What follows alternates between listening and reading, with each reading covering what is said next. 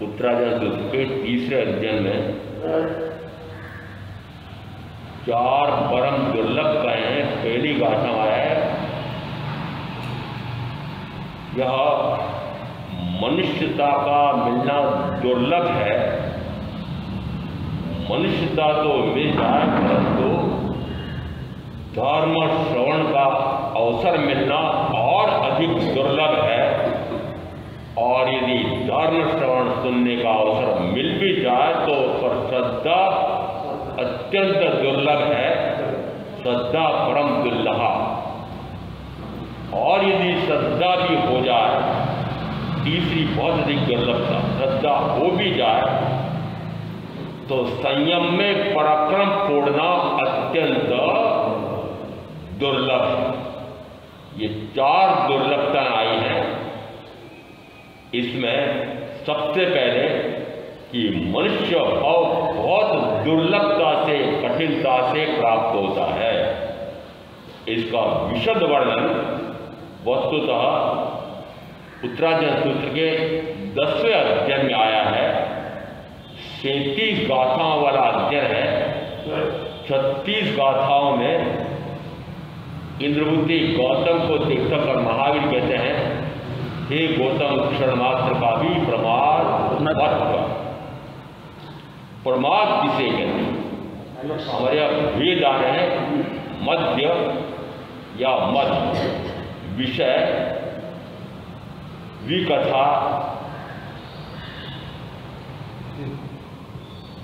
इसका अर्थ हुआ कि सबसे अधिक जो है अवसर किसका है? प्रमाद। और प्रमाद का वास्तविक अर्थ तो गिनना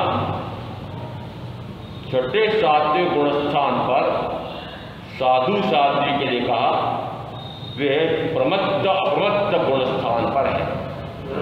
न तो वे प्रमत्त गुणस्थान पर अधिक देर रुकते हैं, न वे अप्रमत्त पर अधिक देर रुक सकते हैं। प्रमत्त में भी एक अंतर्मुहूर्त और अप्रमत्त में भी एक अंतर्मुहूर्त भरत क्षेत्र के मनुष्यों की चित्रता है। 5 आर्य, 5 आर्य का दोष मत मानना। आरा काल कुछ नहीं करता है। भरत क्षेत्र में 5 आर्य में इसी प्रकार के मनुष्य जन्म लेते हैं कि इतना पुरुषार्थ नहीं कर सकते कि निरंतर अप्रमत्त रह करके और उसी भाव में केवल ज्ञान, केवल दर्शन लेकर के मुक्त रह जाए। इस प्रकार की साधना करने में वर्तमान का मनुष्य असमर्थ। एक अपेक्षा से यह मेरी कमी रही, दूसरी अपेक्षा से फिर भी सौभाग्यशाली मानता हूं कि साक्षात तीर्थंकर नहीं है, परंतु उनकी वाणी विद्यमान है और वाणी को समझाने के लिए सद्गुरु भी विद्यमान है। और शब्द आ रहा है सद्गुरु। सत स्वरूप को भी जाने, असत स्वरूप को भी जाने, सत को भी जाने, असत को भी जाने, सत स्वरूप आत्मा को भी जाने, असत रूप शरीर आदि को भी जाने और दोनों के बीच भिन्नता का भेद जान करके असत से हट करके सत रूप में स्थिर हो जाए। और सत रूप में जो स्थिर हो जाता है वह सत को भी जानने वाला, असत को भी जानने वाला, फिर असत से परे होकर के सतरूप आत्मा उसमें स्थिर हो जाने वाला, वह सदगुरु कहलाता है। पांचवें आर्य में एक और विचित्रता हो जाती है कि सदगुरु खोजना अत्यंत कठिन है और गुरु मिलेंगे। 10 आश्चर्य भगवान महावीर के बाद आए हैं, कुछ उसमें से पूर्व के हैं, पर 5 आश्चर्य ऐसे हैं कि जो महावीर के काल में, और उसमें एक आया है असंयति पूजा। असंयति यानी वह संयत नहीं है, 5 इंद्रियों में संयत नहीं है, निरंतर आत्मज्ञान, आत्मदर्शन, आत्मरमणता रूप इस प्रकार की रत्नता धर्म की आराधना नहीं है, और मात्र बाह्य का वेश है, द्रव्य चारित्र तो ले रखा है पर भाव चारित्र आया नहीं है। द्रव्यलिंगी तो बहुत मिल जाते हैं पर भावलिंगी मुक्त नहीं, मुक्ति का तो मात्र मार्ग भावलिंग से है। इसका अर्थ है कि 5वें आर्य में भावलिंगी साधु वस्तुतः सदगुरु का अभाव है, असंयति पूजा, जो वस्तुतः संयत नहीं है उसकी पूजा हो रही है, वावई जय जयकार हो रही है।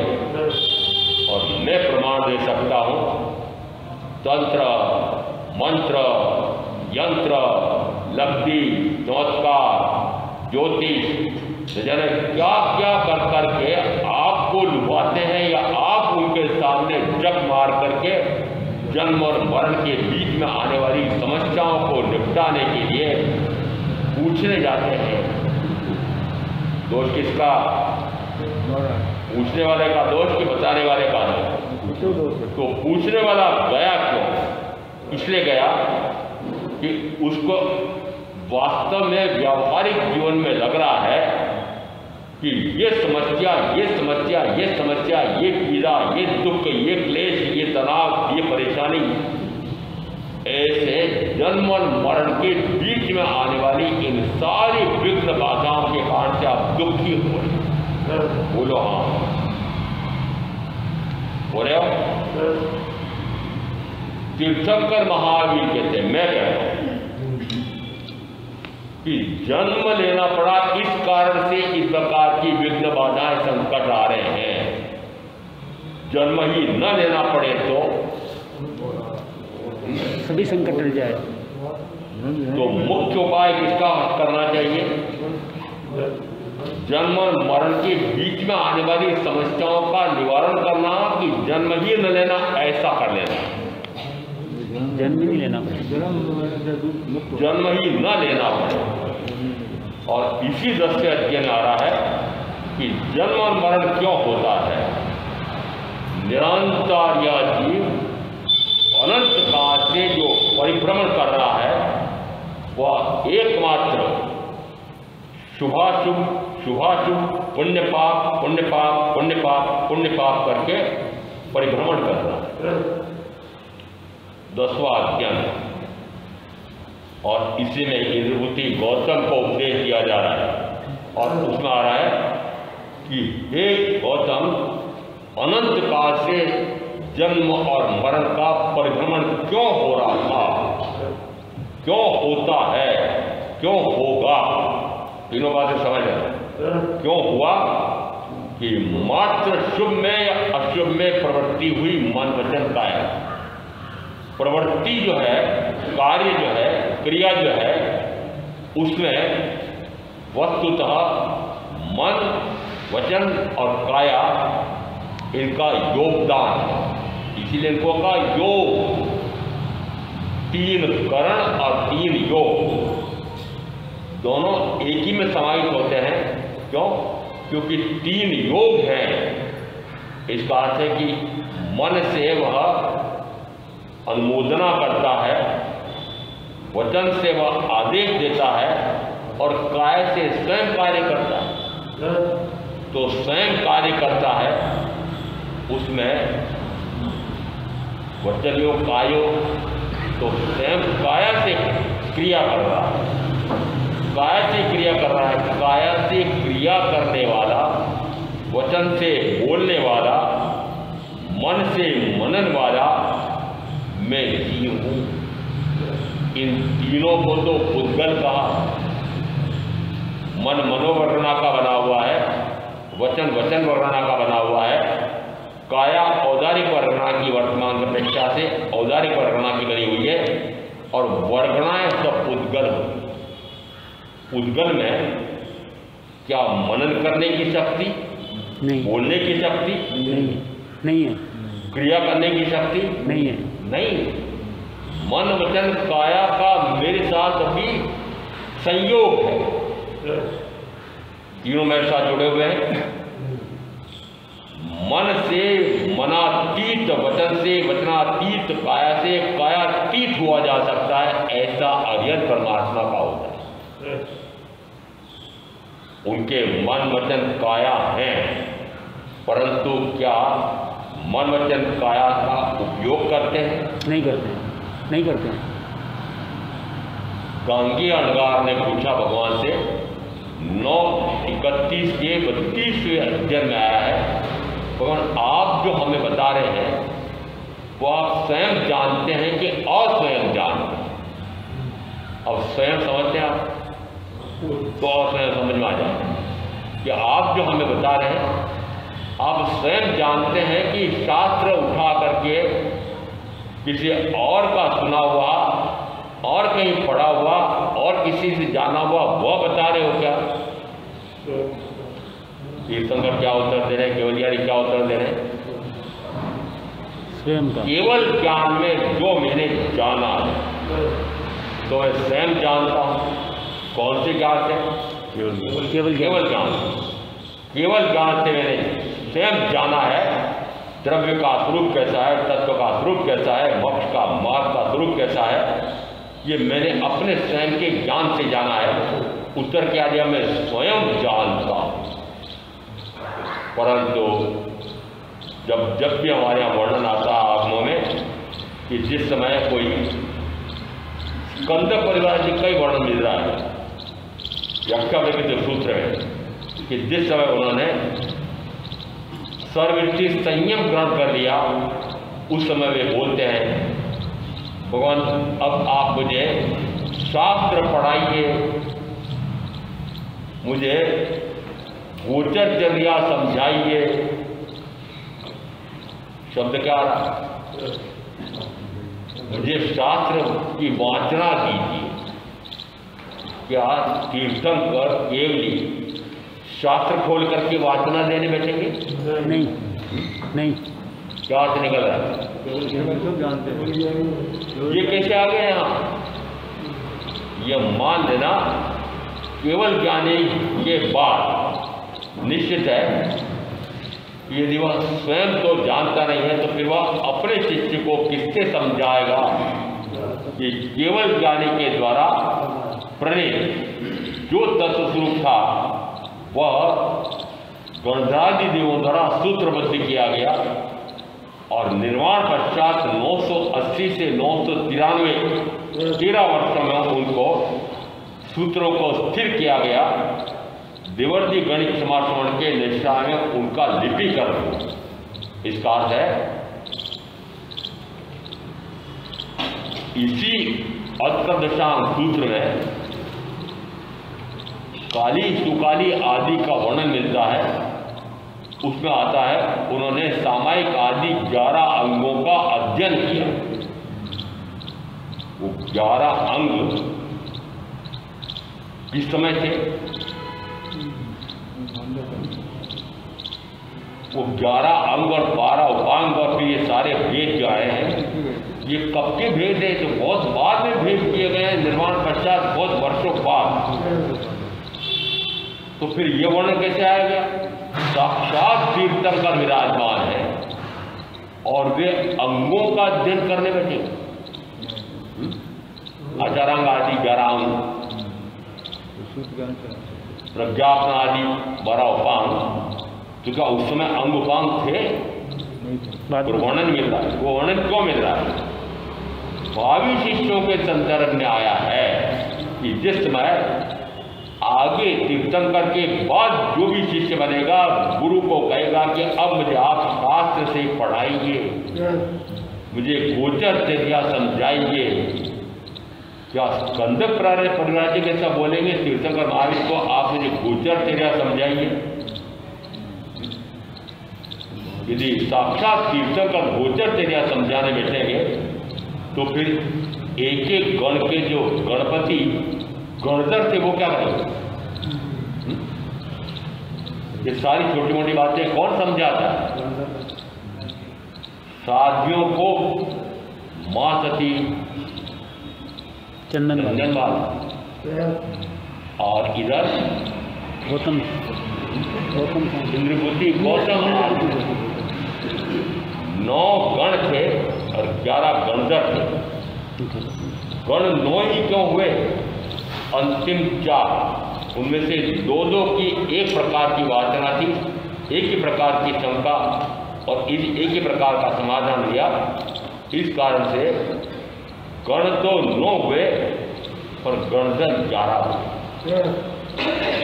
इसका अर्थ है कि गणधरादि देवों द्वारा जिस समय तीर्थंकर महावीर तत्व का स्वरूप समझाते हैं, वे उनको संक्षेप में छोटे छोटे सूत्रों में ग्रथित करते हैं और फिर जिस समय अपने शिष्यों को समझाते हैं। सोचो, यदि सुधर्मा स्वामी ने साक्षात तीर्थंकर महावीर से सुना है, अब वे वापस आए जम्मू स्वामी को सुनाने बैठेंगे, क्या बोलते हैं? आपको में आया वर्णन, जैसा मैंने तीर्थंकर महावीर से सुना है वैसा ही मैं तुम्हें समझाता हूँ, वह मुझसे सुनो।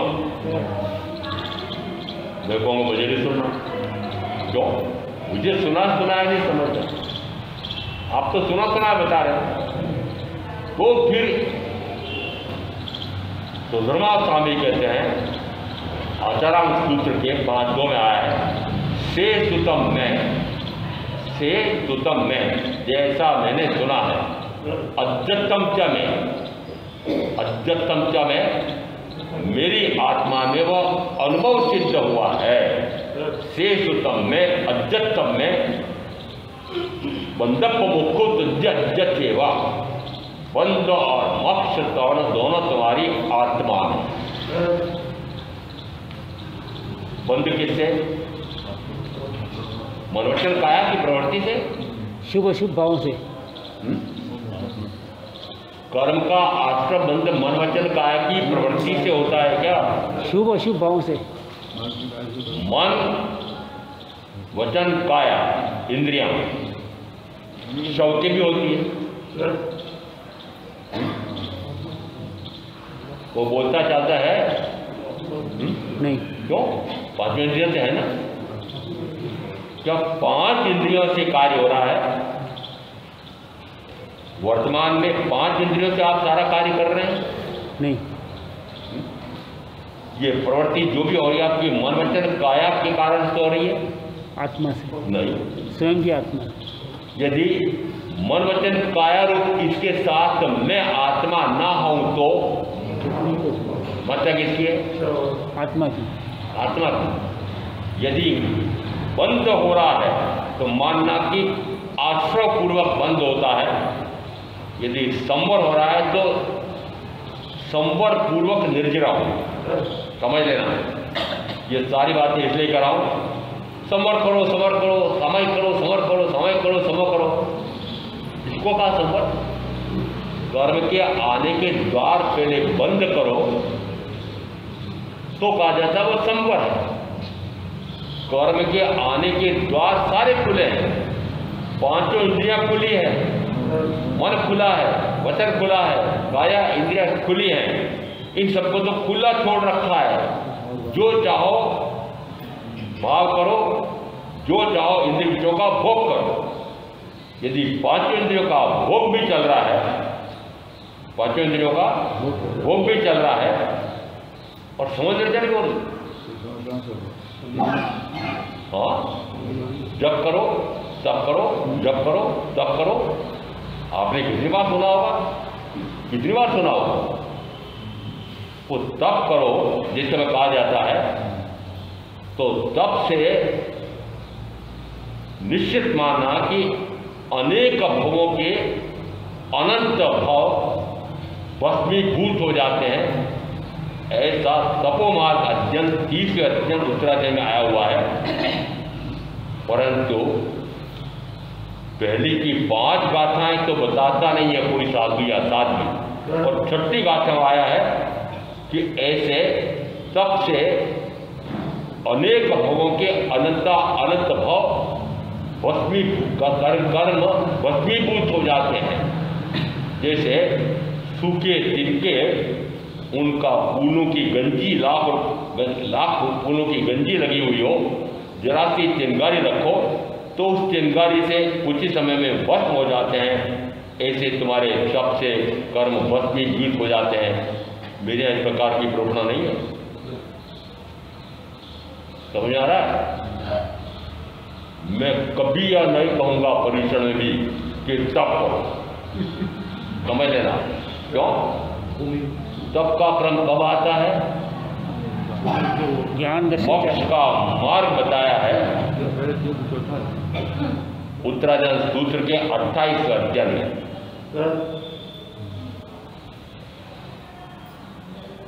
जिन प्रणीत तीर्थंकर परमात्मा द्वारा जो मोक्ष का मार्ग बताया गया है, वो ज्ञान और दर्शन लक्षणों वाला, ज्ञान दर्शन चारित्र तप ऐसे कारणों वाला मोक्ष का मार्ग तुम मुझसे सुनो। लक्षण कौन से मोक्ष के मार्ग के? ज्ञान दर्शन चारित्र तप। ज्ञान और दर्शन। ज्ञान किसका गुण? आत्मा का। दर्शन किसका गुण? आत्मा का। आत्मा। इसका अर्थ है कि आत्मा के गुण भी वही और मोक्ष के मार्ग के गुण भी वही। तो आत्मा मार्ग हुआ, मोक्ष मार्ग हुआ, क्या मोक्ष का मार्ग हुआ। वस्तुतः लक्षण भी वही है जो मोक्ष के मार्ग के। आत्मा के भी लक्षण यही है और सिद्ध के भी। सिद्ध का स्वरूप दो एक व्याख्या प्रकृति में आया। कंदक परिवार को भगवान ने उत्तर दिया। प्रथम तो पूछा भगवान जीव का स्वरूप कैसा है? भाव से अनंत ज्ञान पर्यवान, अनंत दर्शन पर्यवान, अनंत चारित्र पर्यवान। अनंत ज्ञान उसकी एक एक समय की पर्याय। तो ज्ञान की पर्याय कौन सी होगी? जानना, जानना, जानना, जानना। किसको जानना? अपने आप को जानना। अपने आप को तो जाना नहीं और शरीर आदि पराय को अपना जाना, तो ज्ञान गुण की विभाव पर्याय। ज्ञान गुण की विभाव पर्याय हो रही है। दर्शन गुण से अपने आप को तो देखा नहीं, शरीर आदि को ही अपने रूप देखा। ऐसा तो निरंतर चल रहा है। और अब कह रहे हैं जब करो तब करो, कर्म की धड़ाधड़ निर्जरा होती है। ये कहाँ हो रही है? जिस समय ज्ञान गुण का विपरीत परिणाम हो रहा है। अपने आप को तो जाना नहीं, शरीर आदि को अपना जानना, घोर अज्ञान। अज्ञान भी घोर चल रहा है और दर्शन भी घोर चल रहा है। उसके कारण से मिथ्यात्व भी भयंकरतम हो रहा है और निर्जरा हो रही। 8 दिन की तपस्या करें, जड़ातर निर्जरा हो जाएगी। इसलिए पूरा प्रवचन पक्ष ठसाठस बड़ा मिलेगा। अच्छा, 8 दिन में सब कुछ हो जाएगा। मोहम्मद जी बताओ ना, बस 8 दिन आने की जरूरत है ना। अभी घोषणाओं की देखना, ये 24 अगस्त को परीक्षण लगने वाले हैं। सारे भाई बहन विशेष तौर से ध्यान रखें।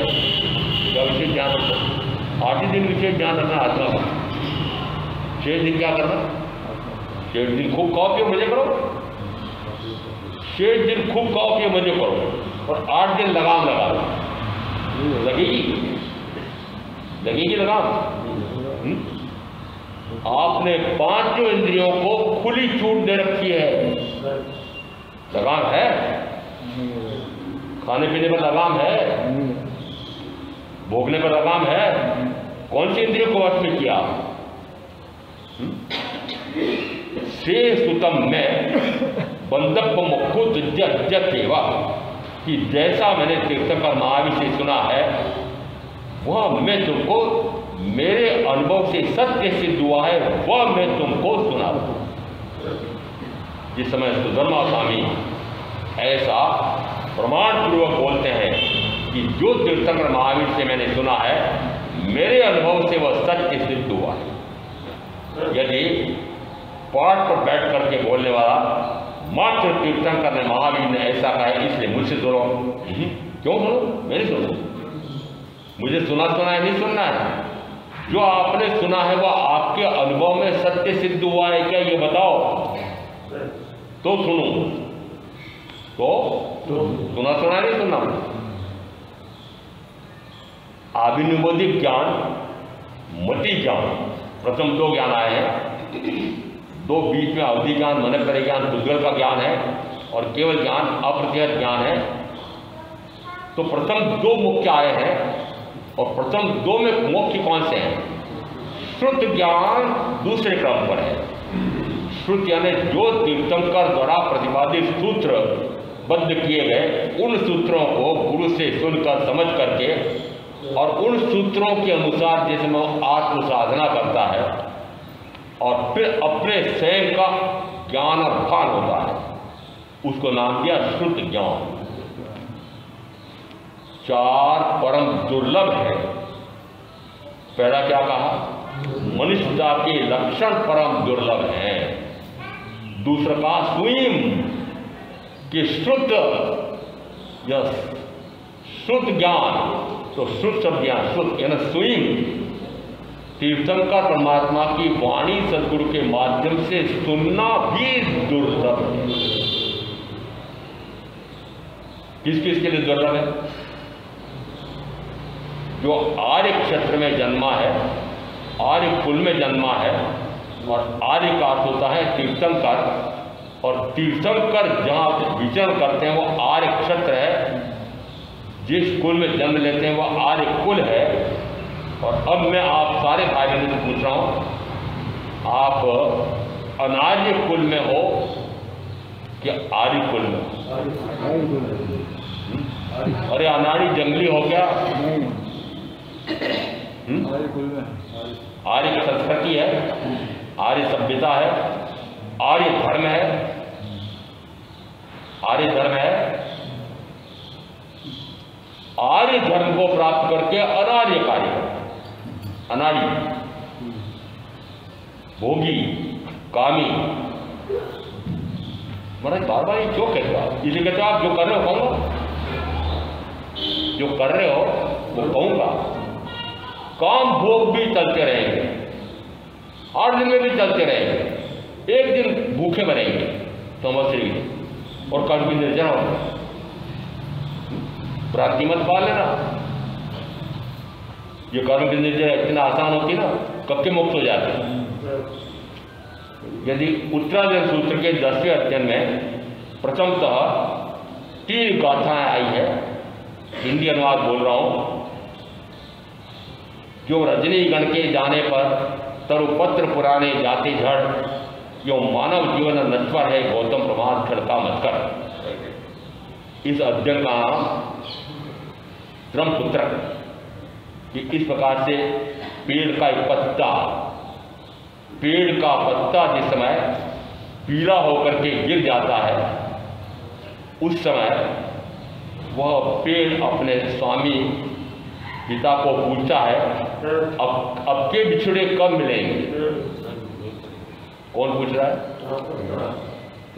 वो पीला हो गया पत्ता कब गिरते हैं? पतझड़ में पीले हो जाते हैं तब गिरते हैं। जिससे वो पत्ता पीला हो जाता है और वह उस पेड़ को छोड़ रहा है, गिर रहा, नीचे गिर रहा है, उस समय वो पत्ता पूछता है पिता को, पेड़ को, अब के बिछड़े कब मिलेंगे? तो पेड़ कहता है तू तो जा, मेरे पास तो बहुत सारे कोमल किसरे खिले हुए हैं, तू तो जा। 60, 65, 70, 75, 80, 85, 90, 100, तू तो जा, तू तो जा। मेरे तो वापस बेटा भी है, कि मेरे तो पोता भी है, मेरे तो पड़पोता भी है, तू जा। दुख होता है? और वो पेड़ को दुख हो रहा है क्या? नहीं हो रहा है। क्या कहा है? जो रजनी गण के जाने पर, रजनी यानी रात के काल व्यतीत होने पर वह पीला हो जाता है पत्ता, और पीला होते से वो नीचे गिरता है। वापस मिलेगा उससे? नहीं मिलेगा। आप सोच रहे हो कि पीले पत्ते कौन कौन हो? बाल सफेद हो गए।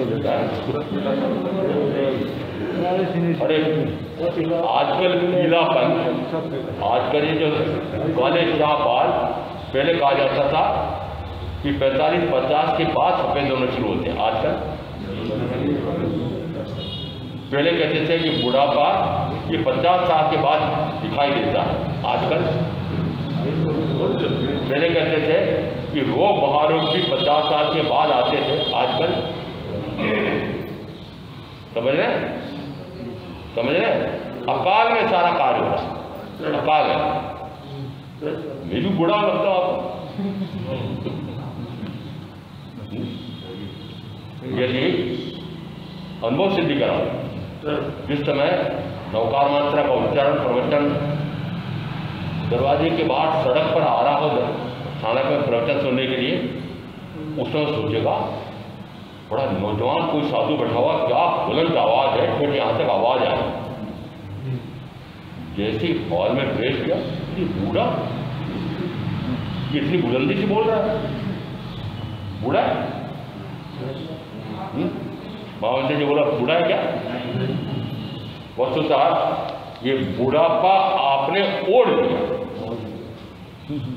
ओढ़ लिया। 35-40 में भी बुढ़ापा आने लगता है, इंद्रियां क्षीण होने लगती है, बाल सफेद होने लगते हैं। अरे ये सारा आपने जो किया है निश्चित मानना, इसी अध्याय में वर्णन मिल रहा है। क्रमशः चले तो बात अलग है, परंतु बात आ रही है, मैं पहले इसलिए कहता हूं 10 प्रकार के द्रव्य प्राण हैं और 4 प्रकार के भाव प्राण हैं। किसने याद रखा? भाव प्राण कौन से हैं और द्रव्य भाव प्राण कौन से हैं और द्रव्य प्राण कौन से हैं? 5 इंद्रियां। महाराज आपको बोलना पड़ता है पाठ में बैठ के, आप याद रखो। हमें क्या द्रव्य प्राण होते हैं 5 इंद्रिय बल प्राण, मन बल प्राण, वचन बल प्राण, काय बल प्राण, चतुर्थ बल प्राण, आयुष बल प्राण।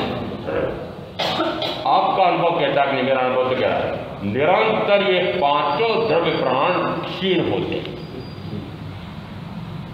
इसी 10वें अध्याय में आया है, हे इंद्रमूर्ति गौतम, तुम्हारी श्रवण शक्ति निरंतर क्षीण हो रही है। फिर आगे कहा तुम्हारा चक्षुबल निरंतर क्षीण हो रहा है। किसको कहा? इंद्र बुद्धि। किसको कहा? इंद्रमूर्ति गौतम को। मैं किसको कह रहा हूँ? अरे आप सब सोचो, मैं कह रहा हूं कि आपकी श्रवण शक्ति निरंतर क्षीण हो रही है। हाँ तो बोल दो। हाँ हो रही बोलो ना। गिरिराज जी आपके प्रतीक है। बहुत पहले आया समय, उस समय कह रहे थे उन्हें देना बंद हो गया। अब क्या आया, इन्होंने बड़ी खुशखबरी सुनाई, मुझे मशीन लगा ली।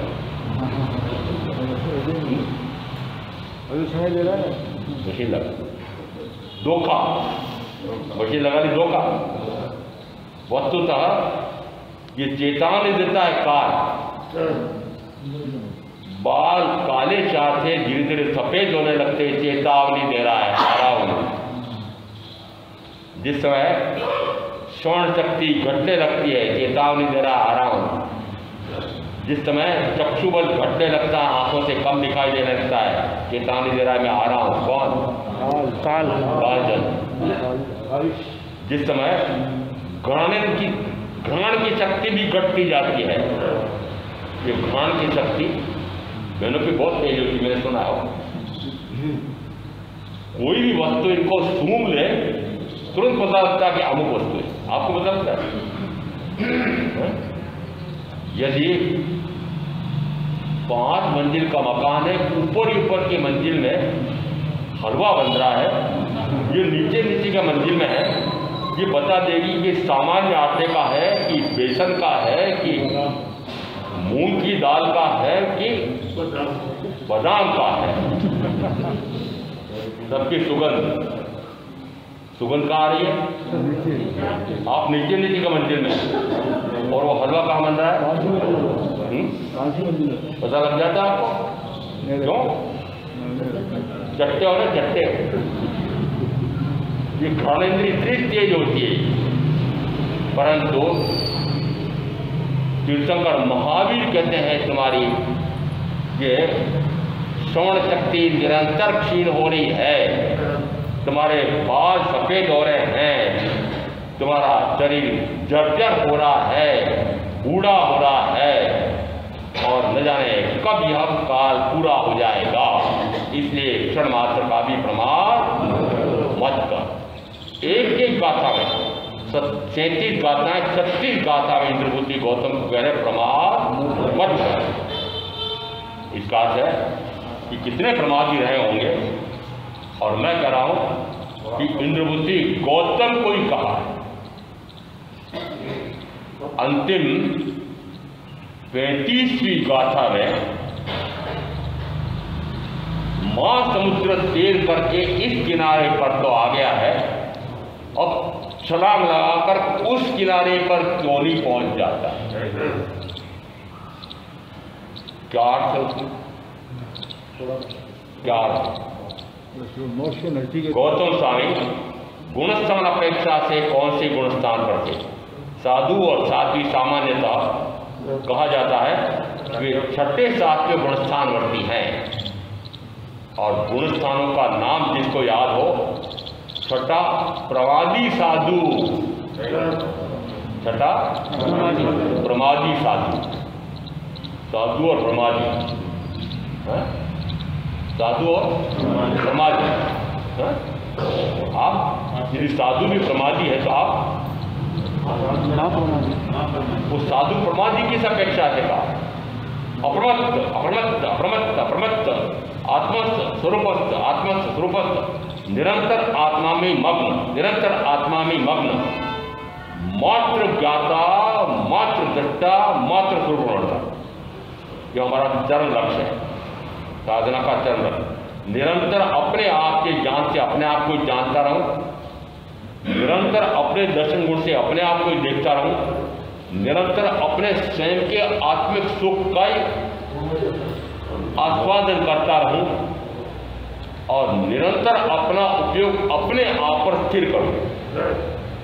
ये 4 मेरे गुण हैं, आत्मा के गुण हैं।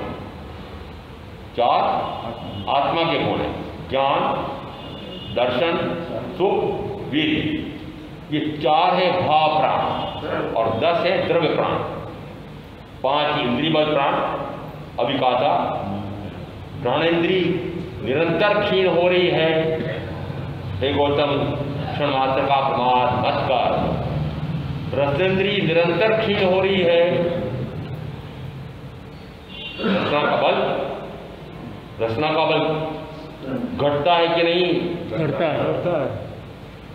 जिस रसना का बल घटता है, इसका अर्थ है कि शरीर अपेक्षा से रसना में, जीभ में कुछ ऐसी स्वाद ग्रंथियां होती है, और ये समझो जवानी में वो ग्रंथियां बड़ी तेज होती है।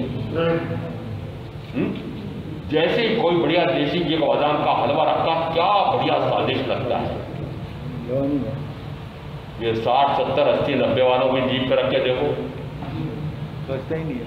आता क्या स्वाद की ग्रंथि कम पर क्षीण हो जाती है। इसका अर्थ है कि दिव्येंद्री भी निरंतर क्षीण हो रही है। कितनी हो गई? 4 हो गई। फिर 5वीं इंद्री रसनेन्द्री के बाद 5वीं इंद्री कौन सी? 2 प्रकार की स्पर्शेंद्री 2 प्रकार की होती है। एक तो शरीर स्पर्श, शरीर स्पर्श का सुख, और दूसरा जननेन्द्री भोगेंद्री निरंतर क्षीण हो रही है। बल निरंतर घट रहा है, बल तो घट रहा है। किसका? बल तो घट रहा है, भोग का भाव घट रहा है। अरे कोई उत्तर दे दो। इंद्रियों का बल तो घट रहा है। अभी 5वें इंद्रियों का बता दिया। 5वें इंद्रियों का बल तो घट रहा है, परंतु इन 5वें इंद्रियों के माध्यम से भोग का भाव घट रहा है क्या? कोई तो उत्तर दे दो। मैंने कहा हाथ ऊंचा करवाया था, दंदूक मैंने कहा मेरे व्रत दे रखे हैं। आज कोई हाथ ऊंचा करो कि मैंने 5वें इंद्रियों में से अमुक इंद्रिय पर वश कर रखा है, काबू कर रखा है, नियंत्रण कर रखा है, जीत रखा है। बोलो क्या? 5वीं इंद्रिय 2 प्रकार की कही मैंने। स्पर्श से भी सुख प्राप्त होता है और जननेन्द्रिय के भोग से भी सुख प्राप्त होता है। क्या जननेन्द्रिय के सुख का भोग छूट गया है?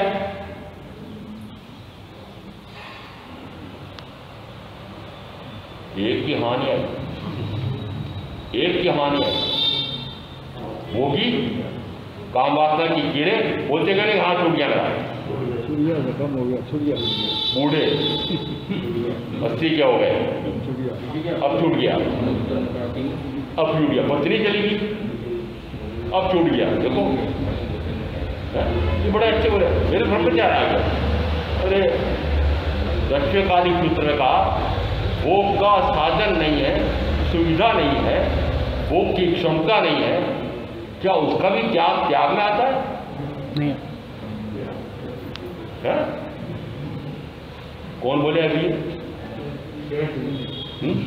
जय सिंह जी मोगरा। मैं एक दिन अचानक घर पहुंचा था, मैंने ढूंढा इधर पर, मैंने कहा चली गई दिखती है पत्नी है क्या? चली गई है? भूख का भाव चला गया। कितनी उम्र में? 50 में।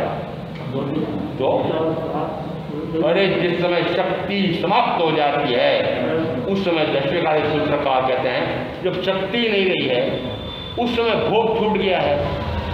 तो वास्तव में थोड़ा वक्त आ जाएगा तो छूट गया, साधन नहीं है, सुविधा नहीं है, भोग नहीं की क्षमता नहीं है और छूट गया। जिस समय अपने किसी परिजन की रक्त परीक्षण की जांच थी, उन्होंने कहा आप चलो मेरे साथ, तो आप में से कोई साथ चल दिया, उनका रक्त परीक्षण कराया, घर पर आदेश देकर गया था। अभी मैं आता हूँ, ये हमारे परिजन आए हैं, इनकी रक्त की परीक्षण करा के वापस आता हूँ। देशी घी का बादाम का हलवा बना के रखना। सोचा चलो आया हूँ तो मेरा भी रक्त परीक्षण करा लेता हूँ। जैसे रक्त परीक्षण कराया तुम्हारे तो मधुमेह भारी हो गया है, 200, 250, 300 पर जा रहा है। एक और भी मीठा चम्मच का खा मत लेना, मर जाओगे। अब वो जो देशी घी का बादाम का हलवा आदेश दे गया था, जाते सी पत्नी ने कहा तैयार है, खाओगे? नहीं खाएगा, नहीं खाएगा, नहीं खाओगे। क्यों? मरने का डर। आप क्यों? मर जाऊंगा, तो मर जाऊंगा इस वजह से नहीं खा रहे हो। पर मैं कहता हूँ अरे मर जाऊं उसके पहले क्यों नहीं छोड़ते हो?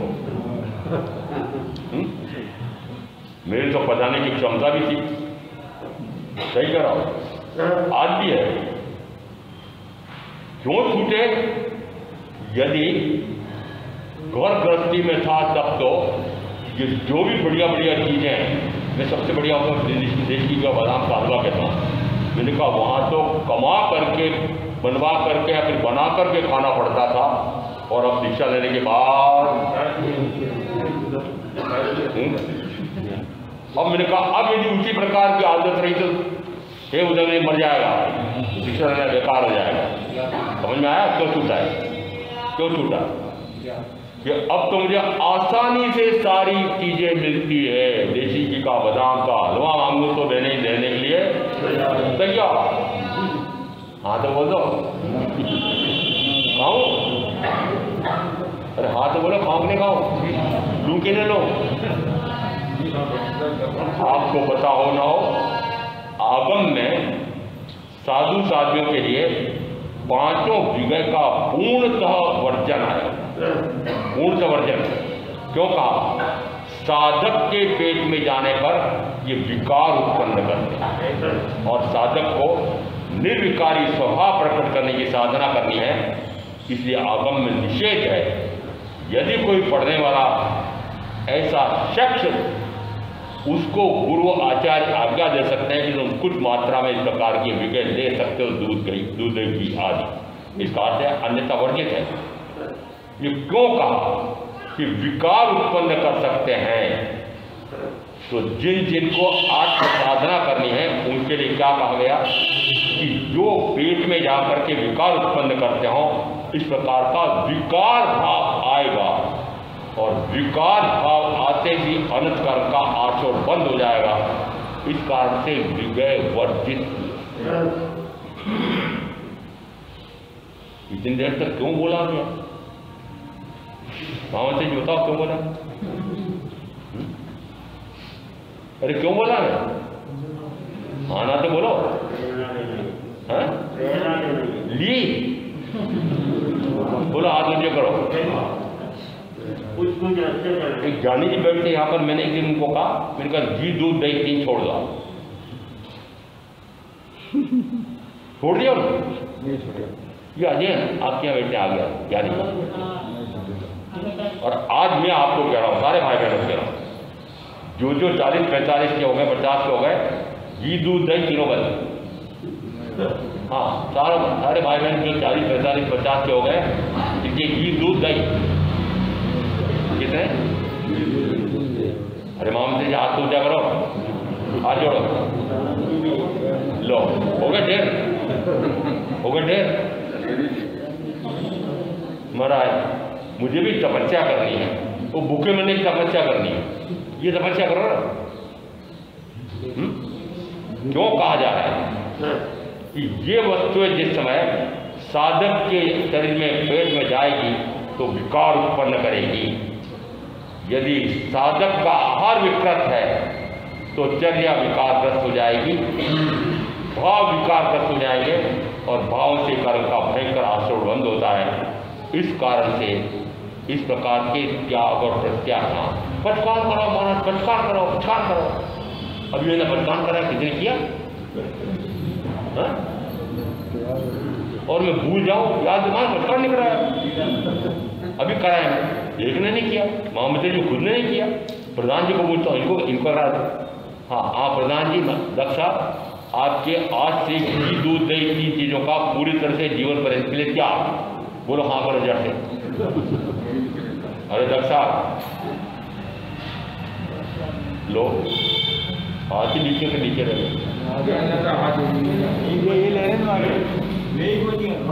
चलो जिन ने हाथ जोड़ने हैं, कौन कौन जोड़ा हाथ, ऊंचे से जोड़ा हाथ जोड़ो, मुझे पता लगे हाँ। 2 घी दूध दही, इन 3 का जीवन पर्यंत के लिए पूर्णतः परित्याग। ये जिनमें मिले हुए कोई वस्तु इस प्रकार से नहीं रहेगी। क्यों कहा जाता है ये कि 5 इंद्रियों के भोग सर्वाधिक कर्म का आचरण बंद कराते हैं। मुख्यतः कर्म का आचरण द्वार, मुख्यतः कर्मों का आने का कारण विकृत आहार है। साधक की अपेक्षा से ये विकृत आहार माने गए हैं। साधक के शरीर में, पेट में जाते से विकार उत्पन्न करते हैं और जितना जितना विकार उत्पन्न होगा उतना उतना कर्म का आचरण बंद होगा। आचरण बंद का मुख्य दरवाजा तो बंद करना नहीं चाहते हैं, और मुख्य दरवाजा मैंने साफ साफ कहा है, 2 कहे जाते हैं। कर्म के आने के मुख्य दरवाजे 2 इंद्रियां, एक रसनांद्री और एक भोगेंद्री। रसनांद्रिय ऐसी इंद्रिय है कि जो स्वयं को भी पुष्ट करती है और मुख्यतः भोगेंद्रिय को पुष्ट करती है, सारे शरीर को पुष्ट करती है। तो आगमों में 8 जगह साधु साथियों के लिए इस रचना पर नियंत्रण करने के लिए आदेश निर्देश आया। कितने सालों पर? 8 साल। आप साधक के क्षण में आते हैं क्या? अरे भगवान महावीर के विराधक की श्रेणी में रहना चाहते हो कि आराधक की श्रेणी में रहना चाहते हो? आराधक किसको कहा? तीर्थंकर महावीर ने जिस प्रकार की आत्म साधना बताई है उस प्रकार की आराधना करे तो वह आराधक है, वैसी आराधना न करे तो विराधक है। अखंड ब्रह्मचारी, अखंड ब्रह्मचारी। 5 अविवाहित ने दीक्षा ली, 24 में से 5 अविवाहित ने दीक्षा ली। 4 तो निश्चित रूप से दीक्षा अविवाहित लेते हैं। 5वां नाम आया हुआ है वर्तमान राजकुमार, थाना सूत्र में आया। 5 अविवाहित ने दीक्षा ली और उसमें वर्तमान राजकुमार आया। बताओ क्या मानना? क्या मानना? अविवाहित थे। क्यों? क्यों दिगंबर मानते हैं? क्यों? कारण क्या? कि विवाह किया है इस अर्थ से कि 5 इंद्रियां खुली हो गई। और यदि मैं स्वयं कह रहा हूं, श्वेतांबर सानेपात से इसलिए कह रहा हूं कि राजकुमार वर्धमान ने विवाह तो किया था परंतु मात्र प्रयोग करने के लिए किया, कि भोग का साधन होते हुए भी भोग में रस न हो, रुचि न हो, यह प्रयोग उन्होंने स्वयं ने किया है। और वो प्रयोग में वास्तव में आगम में भी आया है, भोग भोग कर त्याग करें ज्ञानी लघुकर्मा बनते हैं, खगकुल सम इच्छाचारी व स्वच्छंद विचरण को करते हैं। भोग भोग कर त्याग करें। आप जितने भाई बहन बैठो भोगते जाते हैं, भोग का भाव बढ़ता जाता है, निरंतर बढ़ता चला जाता है। परंतु यदि मेरे आराधक, मेरे आराध्य वे कैसे हैं? भोगते जाते हैं और छूटता जाता है, भोगते जाते हैं और छूटता जाता है। और भोगूं, अधिक भोगूं, ऐसा उनका भाव नहीं होता। ये प्रमाण इसलिए दे रहा हूं कि वर यौवन में उन्होंने संयम लिया 30 वर्ष वर यौवन में, और वर यौवना यशोदा महारानी 20 वर्ष की रही, 22 वर्ष की रही। वर यौवना को छोड़कर के दीक्षा ली। यदि उनको उस इंद्रिय विषय के भोग में रस और रुचि होती तो छूटती? समझ में आ रहा कि मात्र यदि कहूं, सानेपाती श्वेतांबर कहते हैं तो मैं कहूं उन्होंने दीक्षा अविवाहित होकर नहीं ली थी, विवाह भी किया था, परंतु विवाह करते हुए भी मात्र कि भोग का साधन होते हुए भी अभोगी कैसे रहा जाता है? भोग का साधन होते हुए भी, भोगते हुए भी अभोगी। कब माना जाएगा अभोगी? कि भोगता जाता है, छूटता जाता है। कीचड़ है, क्या है? कीचड़ है, कीचड़ है। कर्म रूपी कीचड़ में क्यों फंस रहा हूं? ऐसा जिस समय एक से लगाकर 5 इंद्रियों के भोग का भाव आता है, ये मानो कि कर्म रूपी कीचड़ में धंसा जा रहा है, धसी जा रही है। क्या वर्तमान का मनुष्य भाव कर्म का आश्रबंध करने के लिए मिला है? नहीं। सोचो क्या किसके लिए मिला है? यदि ये कहा गया है कि मनुष्य भाव अत्यंत दुर्लभ है, यह तीसरे अध्ययन में पहली गाथा आया है, और यहां भी कहा है कि प्रथमतः 3 दृष्टांत तो इस शरीर संबंधी क्षणभंगुरता के दिए।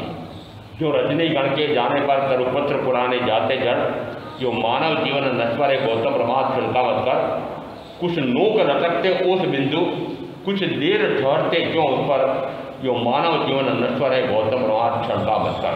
कुछ नोक लटकते ओस बिंदु। प्रातःकाल यदि हरी हरी घास है, रात में ओस गिरती हो, उस समय देखो उस ओस के उस तिनके के किनारे पर सारे मैदान में जैसे मोती बिखरे पड़े हो, ऐसा लगने लगता है। जरा सा हवा का झोंका आया या धूप निकली और वो बूंद गायब। क्या लगा? ओस की बिंदु जो दिखाई दे रही है कितनी देर में विलीन हो जाती है, समाप्त हो जाती है, सूख जाती, गिर जाती है। ऐसा इस मनुष्य शरीर का भी क्षण भंगुरता का भान कराया है। न जाने कब आयुष का काल पूरा होता है। कुछ लोग रटकते ओस बिंदु कुछ देर ठहरते उन पर, जो मानव जीवन नष्ट पर है गौतम स्वाद ठंडा होता। तो सबसे पहले इन दो गाथाओं में इस मनुष्य भाव की नश्वरता का वर्णन है। नश्वर है न जाने किस समय नष्ट हो जाएगा। यह अल्पकाल की आयु और जीवन बहु विघ्नों का है घर, कर दूर पूरा कर कर्म धूली गौतम प्रवास खड़कावत पर। अगली गाथा में आया है तीसरी गाथा 10वां अध्याय। क्या आया है? बोलो ना, वापस बोलो ना। ये तीसरी गाथा में आया है कि इसकी नश्वरता कैसे गिनना। यह अल्पकाल की आयु, अपेक्षा से कहा जाता है मनुष्य की आयु 3 पल्लियों को। और प्रथम तीर्थंकर की आयु 84 करोड़ पूर्व, माता मरुदे की आयु 1 करोड़ पूर्व, 84 लाख पूर्व, 84 लाख पूर्व यानी 84 लाख वर्ष से 84 लाख वर्ष का गुणा करो तो ही पूर्व बनता है। ऐसे 84 लाख पूर्व की आयु तो भगवान ईश्वर देव की। समझ में आ रहा? अल्पकाल की अपेक्षा से कहा 33 सागरों की आयुष जगन्य देवों की न्यूनतम 10,000, नारियों की न्यूनतम 10,000 और अधिकतम 33 सागरों। अब सोचो कि इतनी आयु वाला है और उस तुलना में वर्तमान के इस 5 आर्य के मनुष्य की आयु 130 वर्ष। समझ में आया? अल्पकाल की आयु, यह अल्पकाल की आयु और जीवन बहु विघ्नों का है घर। विघ्न को समझाने के लिए पुराना उदाहरण है, समझना तो पड़ेगा। उदाहरण तो पुराने ही है। जिस समय घुड़सवार को लगा कि घोड़े को प्यास लगी है, रहट चल रहा था। रहट का आपको पता है मारवाड़ में चला करते थे। मैंने तो प्रत्यक्ष देखा है, नवी दिल्ली में शादी गुरुकुल पड़ता था, वह रहट से पानी खींचा जाता बाहर। जिस समय वो मटकियाँ अलग प्रकार की बनी होती थी, माला होती थी और रहट पर चलती रहती थी। घूमते घूमते पानी भर करके वापस आती थी ऊपर। उस समय उस रहट के कीले में जो लकड़ा लगा रहता था वो खट ऐसा बोलता। घुड़सवार जिसमें कुंडी में पानी भरा हुआ था, उसको लगा प्यास लग रही है। जैसे वो जाता है, मुंह डालता है और खट आवाज आती, चमक जाता है। फिर वापस मुंह डालता है, खट आवाज आती, फिर चमक जाता है। घुड़सवार ने कहा ये खटखट भी चलती रहेगी, पानी पीना हो तो पी ले। तो मैं आपको कह रहा हूँ कि घर बार परिवार व्यापार व्यवसाय की खटपट भी चलती रहेगी और साधना करना हो तो कर लो। ये खटपट तो बंद होने वाली नहीं है। क्यों? कि अल्पकाल की आयु और जीवन बहु विघ्नों का है घर। जितने विघ्न, कितनी बाधाएं, कितने कष्ट, कितने परिचय, कितने तनाव, न जाने कितने आपके जीवन और मृत्यु के बीच में आने वाले विघ्नों की सीमा है। निरंतर कहाँ फंसे हुए कि जन्म और मरण के बीच में आने वाली उन समस्याओं में निरंतर उलझे और पक्का कह रहा हूँ वे समस्याएं तो निपटेंगी नहीं और खुद निपट जाओ। समझ में आ रहा है? यदि जीवन और मरण के बीच में जो जूझ रहे हो उन समस्याओं को निपटाने के लिए, उसके साथ पर महावीर कहते हैं, मैं कहता हूँ अरे जन्म ही न लेना पड़े ऐसा उपाय क्यों नहीं करते हो? जन्म क्यों होता है, मरण क्यों होता है, मैं तो अजन्मा, मैं तो अजर, मैं तो अमर। तो फिर जनता कौन? ये स्तवन बोलते हैं ये वर्ण गंध रसा स्पर्श का मिट्टी का पुतला है, ये मैं नहीं हूं। इसका मिलना बिछुड़ना है, मेरा मिलना बिछुड़ना नहीं है। पर मुसीबत यह है कि स्तवन बोलते हैं उस समय 2 भाई और बहन एक भी। खूब जोर जोर से चिल्लाते, पर किसको सुना रहे हो? खुद सुन लो। यह अल्पकाल की आयु और जीवन बहुविघ्नों का है घर, कर दूर पुराकृत कर्म दूरी। पुराकृत है न जाने कितने काल के पुराने ऐसे कर्मों की धूल संचित की पड़ी हुई है, और अब मुझे मात्र अल्पकाल इस मनुष्य भाव का मिला है, और तीर्थंकर की वाणी सदगुरु के माध्यम से सुनने का अवसर मिला है। तो ऐसे में कर दूर पुराकृत कर्म दूरी गौतम उन्माद खंडा होता। क्यों कहा ऐसा? क्यों कहा? आयुष का काल अल्प है, तो अल्प इस अपेक्षा से बताया है, दूसरी अपेक्षा से आपको पता है कितना? कोई भरोसा नहीं। क्या अगला क्षण आपका आएगा कि नहीं आएगा? जिन ने मैंने कहा भी, मैंने कहा ये विवेक का त्याग करो, 5 इंद्रिय के भोग का त्याग करो, कोई तैयार नहीं हुआ, कोई तैयार नहीं हुआ। इक्का दुक्का कोई हुआ होगा, बूढ़ा बूढ़ी, यदि कोई तैयार हुआ अगले क्षण मृत्यु आ जाए, फिर क्या करोगे? वो भोग का फास आ जाए। भोगते भोगते काल करे तो नारकी में, भोगते भोगते काल करे तो, और उदाहरण दे रहा हूं, पक्का उदाहरण दे रहा हूं। 12 चक्रवर्ती प्रत्येक उसर्पणे अवसर्पणे में होते हैं। 10 चक्रवर्ती 6 खंड का राज्य छोड़ते हैं, 64,000 अप्सरा जैसी रानियों का भोग छोड़ते हैं, सर्ववृत्ति स्वयं लेते हैं और दीक्षा लेकर के मोक्ष चले जाते हैं। कितने हुए? 10। एक ब्रह्मदत्त चक्रवर्ती का वर्णन मिलता है। उनके पूर्व के साथी उनको समझाने आते हैं। संभूत मुनि बहुत समझाते हैं, तुम ये 5 इंद्रियों का भोग, ये चक्रवर्तित्व का भोग छोड़ो और सर्ववृत्ति संयम लो, नहीं तो तुम दुखी हो जाओगे, नरक में जाके दुखी हो जाओगे, मां दुखी हो जाओगे। ब्रह्मदत्त चक्रवर्ती चित्त मुनि बोलते थे, मैं भी जानता हूं।